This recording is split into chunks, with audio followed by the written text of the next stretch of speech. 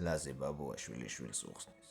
ამ მთების იქით საქართველო, ჩვენი მიწაწყლის და სამშობლოს ფესვის იქ ჩვენი წინაპრის სამოსახლო.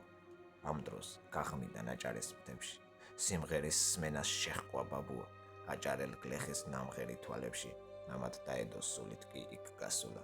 აჭარის მთებში ერთ-ერთ გორაზე სიმღერა ისმის გლეხის ჭალიდან ცელის კივილის მასათის ხმაზე, სამშობლოს მღერა ამოსდის გულიდან. იმ ექოში, ხმის სიღრმეში, ლაზი ბაბუას სულით დაიწვა დიდხანს უსმენდა ცრემლით კისერში მერე, გულიდან ოხვარა ამოუშვა. ბაბუა, უთხრა შვილიშვილს, 3000 წელი ებრძოდნენ, 3 საუკუნეს გაუძლეს ტკივილს თავისუფლებას, დიდხანს ელოდნენ. ის გლეხი მთის ფერდობიდან სიმღერით გვიხსნის ჩვენ ვინა ვართ, ჩვენ ბაბუ ვართ გურჯის ტანიდან, ჩვენ ლაზები ქართველები ვართ.